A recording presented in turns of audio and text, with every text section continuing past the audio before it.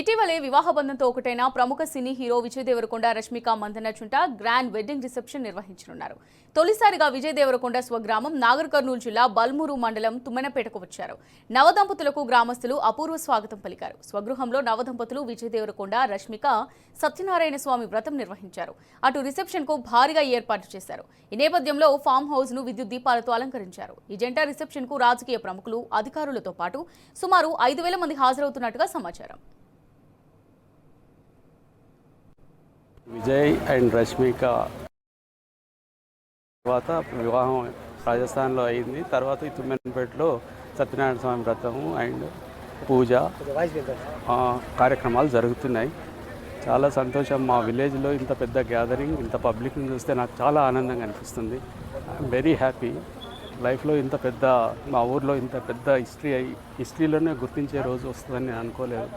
ఎన్ని వేల మంది, ఎంత పబ్లిక్, చాలా మందితోటి చాలా ఆహ్లాదకరంగా ఉంది. చాలా సంతోషం, చాలా హ్యాపీ. 1987లో మూవ్ అయినాం హైదరాబాద్కు. ఉద్యోగరీత్యా, వ్యాపార రీత్యా, సెటిల్ గురించి, పిల్లల ఎడ్యుకేషన్ గురించి ఆల్మోస్ట్ 38 ఇయర్స్ కంప్లీట్ అయ్యి 39 ఇయర్స్లో ఎంటర్ అవుతున్నాం. అయినా ఊరి మీద మమకారంతో ఇక్కడ గార్డెన్ డెవలప్ చేసుకొని ఇక్కడనే మా బ్రదర్ కానీ, నేను కానీ, మా తమ్ముడు గోవర్ధన్ అంటే విజయ్ వాళ్ళ ఫాదర్ అండ్ ప్రకాష్, మా ఫ్యామిలీ మెంబర్స్ అందరం ఇక్కడనే ఇక్కడనే సెటిల్ కావాలి ఆఫ్టర్ రిటైర్మెంట్ అని అనుకున్నాం. ఇక్కడనే డెవలప్ చేసుకుంటున్నాం. ఫామ్ హౌస్ కూడా డెవలప్ చేయాలని అందరికీ ఉంది. మేము కూడా త్వరలో ఫామ్ హౌస్ కట్టాలని కూడా చూస్తున్నామని. మా గ్రామవాసులే వీళ్ళు దేవరకొండ వాళ్ళు. వాళ్ళ ఇంటి పేరు దేవరకొండ కానీ ఊరు దేవరకొండ కాదు. తుమ్మెనపేట గ్రామము, నాగర్ కర్నూలు జిల్లా బల్మూరు మండలంలో గ్రామం ఈ తుమ్మెనపేట.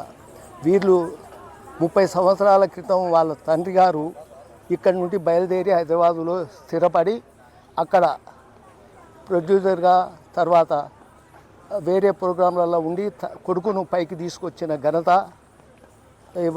మన గోవర్ధన్ రావు గారిది.